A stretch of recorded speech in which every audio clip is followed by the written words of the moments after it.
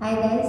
तो आज का टॉपिक है knee pain decode. Means knee pain जिनको है उनके लिए तो नॉलेज मिलेगी, but specially for those who don't have knee pain, yes you heard me right, जिनको नी पेन नहीं है उनको ये वीडियो ज़रूर से सुनना है। स्पेसिफिकली जो यंग जनरेशन है 20 से लेकर 50 तक,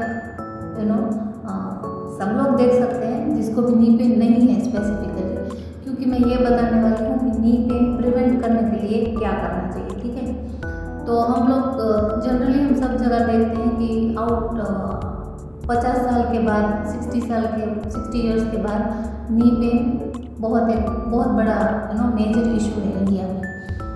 तो मेरे हिसाब से मैं जो भी आपको बताऊंगी वो it is depending on my research, right. तो मैंने इतने साल से एक्सपीरियंस में जो भी देखा है मैं उस पर रिसर्च करती रहती हूँ, उसके हिसाब से मैं आपको ये इन्फॉर्मेशन दे रही हूँ। ठीक है, तो सबसे पहली बात ये है कि क्या होता है ना कि हम यंग जनरेशन लोग 25 प्लस वाले 40 तक, एक्चुअली 30 तक कह सकते हो, हम वेट गेन कर लेते हैं ना जल्दी से। मतलब जंक फूड या जो भी लाइफस्टाइल चेंजेस के कारण हो जाता है वेट गेन सब में मोस्टली। तो जैसे ही वेट गेन होता है वैसे हम क्या करते हैं ना, mostly it is like tummy is the problem. अगर आपका ओवरऑल वेट बढ़ता है तो मेरे हिसाब से it's not a big issue. सबका बॉडी टाइप अलग अलग होता है, किसी का वेट ज़्यादा होने से भी they live a very happy and comfortable life, but ये जो टमी है ना that is a big issue. क्योंकि जब भी आपका टमी डेवलप होता है ना उसका मतलब ये है कि आपके अंदर स्ट्रेस भरा हुआ है और मेटाबॉलिक डिसीजेज होने के चांसेस बढ़ जाते हैं। मेटाबॉलिक डिसीजेज मतलब डायबिटीज़ हो गया, हाई ब्लड प्रेशर हो गया, फैटी लीवर हो गया, ये सब लाइफस्टाइल, हमारी खराब लाइफस्टाइल के कारण आ जाते हैं। तो स्पेसिफिकली होता क्या है कि जिनका भी एब्डोमिनल में फैट आ जाता है, फिर वो लोग का क्या होता है ना, जनरली ये पैटर्न मैंने देखा है इसलिए मैं बता रही हूँ कि जो जिनका भी वेट ऐसे बढ़ जाता है स्पेशली टमी एरियाज पे, वो लोग क्या करते हैं, straight away they go for dieting, crash dieting, GM diet, ये डाइट वो डाइट, या खाना नहीं खाना, बेसिकली ये सब करने लगते हैं यंगस्टर्स, है ना। तो उसकी वजह से क्या होता है ना, उनकी बॉडी में इनफ न्यूट्रिएंट्स की कमी हो जाती है, जिनकी वजह से बाद में हेयर लॉस और स्टमक इश्यूज और डाइजेस्टिव इश्यूज ये सब तो होता ही है। बट उसके अलावा क्या होता है ये मैं बता रही हूँ अकॉर्डिंग टू मी, कि जब भी ये वेट गेन होता है तो वेट लॉस करने के चक्कर में टोटली कैलोरी डेफिसिट पे जाते हैं। मतलब बहुत जितनी ज़रूरत भी होती है बॉडी को चलने के लिए उससे भी कम वो लोग खाने लगते हैं, है ना। सैलेड्स हो गया या सूप्स हो गया, ये सब मैं ये नहीं कह रही हूँ कि चीज़ बुरी है, बट हमारी बॉडी को इनफ क्वांटिटी में फैट की भी ज़रूरत है, कार्ब्स की भी ज़रूरत है, जैसे प्रोटीन की ज़रूरत है। वो एक बिग इशू भी है आजकल स्पेसिफिकली इंडियन डाइट में, हमारे डाइट में। बट कार्ब्स को भी बंद नहीं करना चाहिए। तो यंगस्टर्स को ये पता नहीं होता है और they go for crash dieting, and what they do is they stop taking carbs and specifically they stop taking ghee, तो जब भी ये टमी का इशू होता है तो what they do is they go for crash dieting, और उनकी वजह से उनका वेट तो कम हो जाता है, बट जो टमी का इशू होता है वो फिर भी रहता है और कुछ साल के बाद वो वापस थोड़ा बहुत वेट गेन करते हैं और तब टमी और ज़्यादा बढ़ जाता है। स्पेसिफिकली ये मेल्स में ज़्यादा होता है।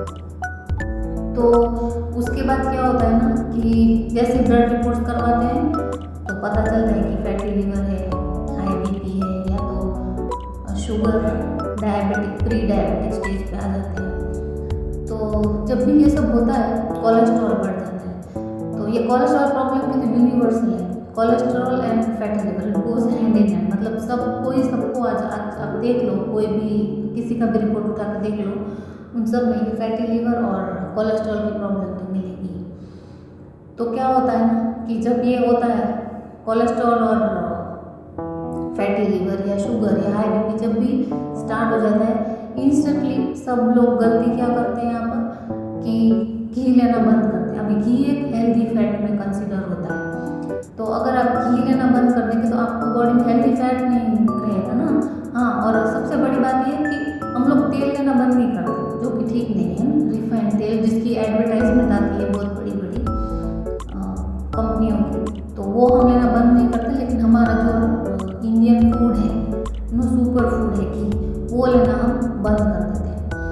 उसकी वजह से जॉइंट्स पे इफेक्ट आता है। और दूसरी गलती ये करते हैं कि जिसको भी कोलेस्ट्रॉल आता है ना, वो सबसे पहले क्या करता है, वॉकिंग करने लगता है। आई एम नॉट सेइंग कि वॉकिंग इज बैड, बट एक लिमिट होती है ना। लोग 45 मिनट्स, कई लोग तो 2-2 घंटे तक वॉकिंग करते हैं। तो क्या होता है कि आपने हेल्दी फैट तो खाने में से हटा दिया, हाँ, बट तेल वाला खाना बंद नहीं करते हम लोग। मूंगफली बराबर से खाते हैं, फास्टिंग करते हैं हम लोग, तो फरार के नाम पे हम मूंगफली खूब खाते हैं, आलू खूब खाते हैं, है ना। तो इसका कोई फ़ायदा नहीं है। आप कितना भी घी बंद कर लोगे, जो ज़रूरी है वो बंद कर रहे हो, और आप मूंगफली ले रहे हो या आलू ले रहे हो। अगर आप फलाहार कर रहे हो तो खाली फ्रूट्स खाओ ना। नहीं, ये नहीं करते हम लोग। और तला हुआ खाना तो बिल्कुल बंद नहीं करते। जैसे सारे फरसान होते हैं, उसकी मैं बात कर रही हूँ। ब्रेकफास्ट में मोस्टली कई लोग अभी भी फरसान ही खाते हैं, या तो चाय या बिस्किट खाते हैं, जो बेसिकली हार्म कर रहा है। आपको रोटी पे लगाया हुआ 1 स्पून घी आपको हार्म नहीं करता है, बट हम लोग समझते नहीं। रोटी अब बिना घी की खाते हैं, और ब्रेकफास्ट में क्या खाया, गांठिया खाया। रात में कौन सी सब्जी खाई, गांठिया की सब्जी खाई, सेव टमाटर का साग खाया। तो सेव टमाटर में शायद कोई शाक नहीं होता है, इट्स बेसिकली फ्राइड सेव जो आप खा रहे हैं, है ना। गांठिया में कोई शाक नहीं होता। क्या उसमें कोई शाक होता है? किसी बच्चे को भी पूछ लो तो वो भी बताएगा कि गांठिया की सब्जी में कोई सब्जी होती है? नहीं होती, वो गांठिया होता है, वो फ्राइड होता है। तो आप उसको बंद करें ना। फरसाण है, फराड़ी आइटम्स है, फराड़ी चिवड़ा हो गया, जन्माष्टमी रहते हैं तो कचौरी समोसा फरार का मिलता है आजकल, तो वो सब हम लोग लेते हैं। साबूदाना बहुत लेते हैं। तो ये सबसे वेट गेन तो होता ही है, बट वेट गेन से भी ज़्यादा प्रॉब्लम ये है कि हमारी नी इफेक्ट होना स्टार्ट हो जाती है। यहीं से स्टार्ट होता है सारा खेल नी का, घुटनों के दर्द का मैं बता रही हूँ ना। तो ये यंगस्टर में ये प्रॉब्लम इधर से एक्चुअली स्टार्ट हो जाती है, और बॉडी में इन्फ्लेमेशन बढ़ जाती है। इन्फ्लेमेशन मतलब सूजन। तो जो भी आपके जॉइंट्स है वो वीक होने लगते हैं, क्योंकि आपका डाइट जो आपको खाना चाहिए वो आप खाते नहीं, जो नहीं खाते हो, है ना। उसकी वजह से आपकी नी की बैंड बच जाती है। मैं उन लोगों की बात नहीं कर रही हूँ जो रनर्स है, एथलेटिक्स है, वो अपने डाइट का बहुत ध्यान रखते हैं, उनको ये सब इशू नहीं आते। मैं उन यंगस्टर्स की बात कर रही हूँ जो नॉर्मल हम सब हमारे रूटीन में। मैंने भी सब गलतियाँ की, इसीलिए मैं बता रही हूँ। तो इसीलिए मैंने ये स्पेसिफिकली बनाया है वीडियो यंगस्टर्स के लिए कि प्लीज़ ओपन योर आइज। ऐसा नहीं करना है, क्रैश डाइटिंग नहीं करना है। कोलेस्ट्रॉल आए तो उसको मैनेज करना है ढंग से। उसको ऐसे घी बंद करने से कोलेस्ट्रॉल आपका कम नहीं होगा। तो ये हो गया। हाँ, और एक गलती क्या करते हैं हम लोग, घी जो है उसको हम रोटी पे लगाते हैं, ठीक है। अभी जो वीट होता है ना, वो थोड़ा इन्फ्लेमेशन करता है, मतलब बॉडी में सूजन करता है जॉइंट्स में। मैं ये नहीं कह रही हूँ कि आप रोटी खाना टोटल बंद कर दो, बट हफ्ते में जैसे 3-4 बार, मतलब सुबह रोटी, दोपहर को रोटी, शाम को रोटी, ऐसा नहीं करना है। दोपहर को आप दाल चावल खा लीजिए और रात में रोटी खाइए। और किसी दिन बाजरा, गुजरात में बाजरा, ज्वार ये सब मिलता है, साउथ में रागी होती है, नाचनी बोलते हैं जिसको, ये सब मिलेट्स होते हैं ना। तो ये मिलेट्स का यूज़ ज़्यादा करना है। ये करने से क्या होगा, गेहूँ की मात्रा थोड़ी सी कम होगी। और गेहूँ ऐसे प्रॉब्लम नहीं है, बट एक तो बिना घी का आप रोटी खाओगे तो वो आपको प्रॉब्लम करेगा, और दूसरे की हमेशा रोटी नहीं खानी है, थोड़ा चेंज करना है, मिलेट पे जाना है।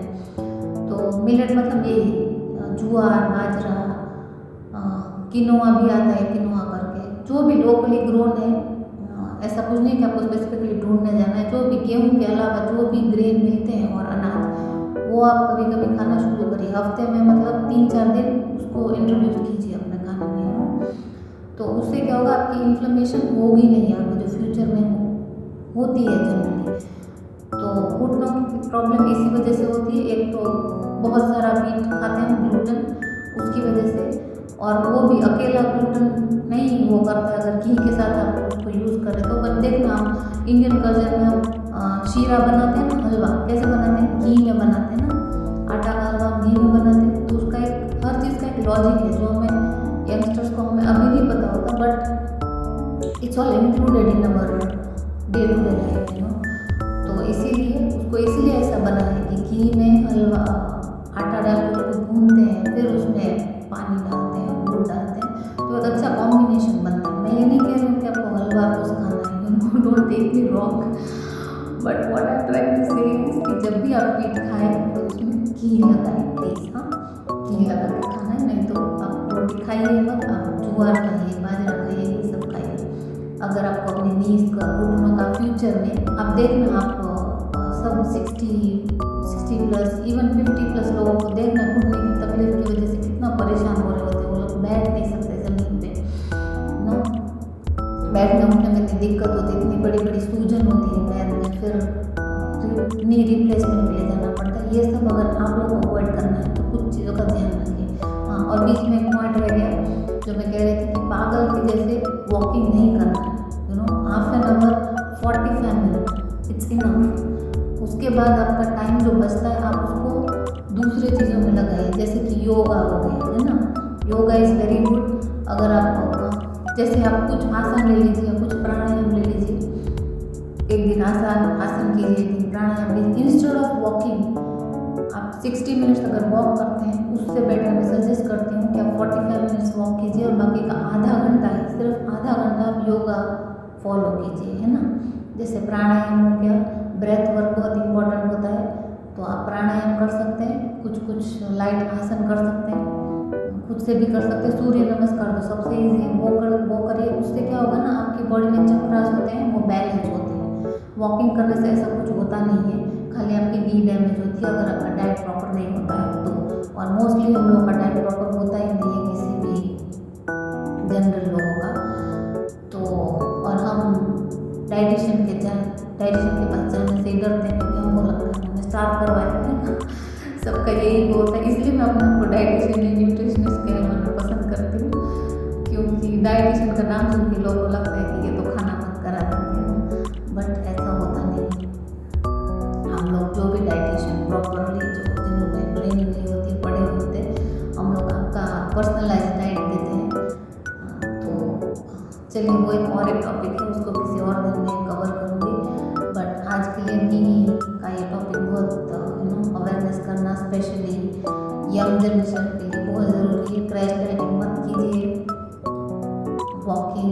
खाली वॉकिंग पे डिपेंड मत होइए। वॉकिंग के साथ साथ अपने लाइफस्टाइल में कुछ ना कुछ योगा इंक्लूड कीजिए, स्पेशली ब्रेथ वर्क यानी कि प्राणायाम, सूर्य नमस्कार, कुछ लाइट आसन हो गए, तो इतना काफ़ी है ना। तो मैं रेकमेंड करती हूँ हाफ एन आवर आप वॉकिंग करो और हाफ एन आवर आप योगा इंक्लूड करो, ठीक है। और घी खाना बंद नहीं करना है, वीट थोड़ा कम खाना है, फ्राइड चीज़ नहीं, फ्राइड फरसान और इन सब चीज़ों से दूर रहना, ठीक है। और मैं भी न्यूट्रिशनिस्ट हूँ सर्टिफाइड, तो अगर आपको कुछ भी क्वायरीज है, डाउट है,